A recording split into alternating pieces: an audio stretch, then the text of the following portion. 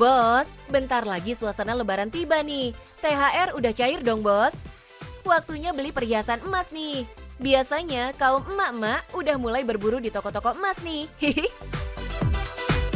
Buat para penggemar perhiasan emas, memakai perhiasan emas bisa menaikkan strata sosial mereka di masyarakat, Bos. Salah satunya Mira Hayati, wanita emas yang viral tahun lalu. Melihat penampilannya yang serba emas, berhasil mencuri perhatian netizen nih, Bos. Udah kayak toko emas berjalan ya. Tapi bos, bisnis emas bisa dibilang sangat menjanjikan. Salah satunya bagi Mbak Alicia, pengusaha toko emas yang meneruskan bisnis emas dari sang mama. Padahal dulunya, mamanya Mbak Alicia cuma karyawan toko emas biasa. Sekarang malah jadi pengusaha emas loh bos.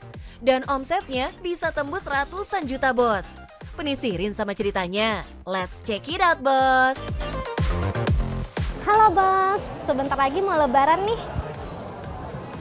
Udah pada siap belum untuk hunting perhiasan emas? Kalau pada penasaran seputar emas, tetap di Cuan Bos.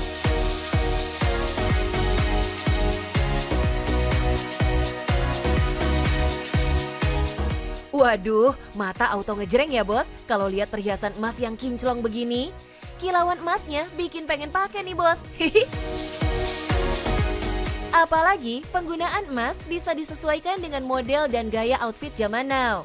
Mulai dari gaya casual, gaya kantoran, atau gaya saat ke acara silaturahmi keluarga pas lebaran. Kalau tim cuan perkirakan, omset toko emas Mbak Alicia minimal 1,5 miliar bos dari 16 cabang toko emasnya dengan minimal pembelian 1.000 orang. Apalagi di saat menjelang lebaran, biasanya orang yang membeli emas bisa membludak bos karena mau dipakai di hari raya. Banyak jenis perhiasan emas yang jadi incaran pembeli. Kalau para bos nggak suka pakai emas, tenang, ada juga perhiasan berlian yang bisa dikenakan saat silaturahmi lebaran bos.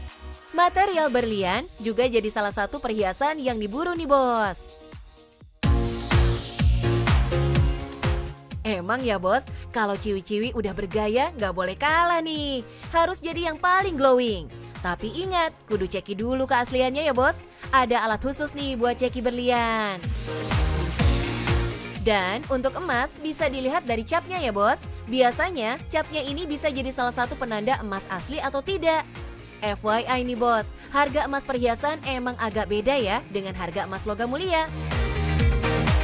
Harga 1 gram emas logam mulia bisa mencapai 1 juta lebih ya saat ini bos. Sedangkan emas perhiasan disesuaikan dengan biaya pengrajin dan kadar emas di dalamnya. Kadar emas perhiasan biasanya tidak lebih dari 100%. Karena kalau emas murni itu lebih lunak daripada emas 70 dan 75%. Agar lebih kokoh, biasanya para pengrajin mencampur emas dengan palladium atau silver ya bos. Sehingga harga yang dibanderol ke perhiasan bisa berbeda sesuai dengan gram dan kadarnya. Harga jual perhiasan emas tergantung dari gramnya ya bos. Mulai dari 600.000 untuk yang gram kecil sampai 50 juta untuk yang gramnya besar. Karena ada biaya pengrajin, harga jual perhiasan emas bisa turun sampai 20% dari harga beli bos bila dijual dalam waktu dekat. Kalau potongan jual itu sebenarnya ikut pasaran sebenarnya. Cuma kalau dijualnya itu dalam waktu jangka pendek itu pasti emang turun banget, kecuali belinya tuh misalnya tahun 2014, jual sekarang itu pasti untung. Wah, jadi tahu nih bos, emas selain dijadikan perhiasan, bisa juga dijadikan investasi jangka panjang yang hasilnya bisa sangat menguntungkan. Tapi nih Mbak Alicia, mana yang lebih untung, emas logam mulia atau perhiasan? Kalau maunya investasi mending logam mulia aja, itu jangka panjang udah pasti aman. Sebagai lulusan arsitektur, Mbak Alicia lebih memilih melanjutkan bisnis mamahnya sebagai bentuk rasa syukur atas perjuangan mamanya yang merantau jauh dari Padang, bos. Kalau awalnya itu memang mama aku itu ikut sama omnya di Blok M. Di situ tuh sampai 10 tahun ada. Dari sinilah bos titik baliknya. Banyak pelanggan yang mencari mamanya untuk jual beli emas. Saat itulah mamanya memutuskan menyewa tempat untuk berjualan emas. Melihat keuntungannya tidak terlalu besar, sang mama mencoba pindah ke salah satu pusat penjualan perhiasan emas. Banyak cabang tentu butuh banyak karyawan. Mbak Alicia banyak merekrut karyawan yang berasal dari Kota Padang untuk bekerja di sini. Kebetulan aku udah ikut sama bos aku itu di kisaran 7 tahunan. Ibu juga baik ya kayak sama kita juga sama karyawannya udah nggak mandang apa-apa. Terus ditambah ya mungkin dari segi gaji yang lumayan jadi ya karyawan pasti betah. Berkah usahanya bukan cuma untuk orang kampung halamannya aja, tapi juga buat orang sekitar. Mbak Alicia juga rutin memberikan santunan kepada orang-orang yang membutuhkan.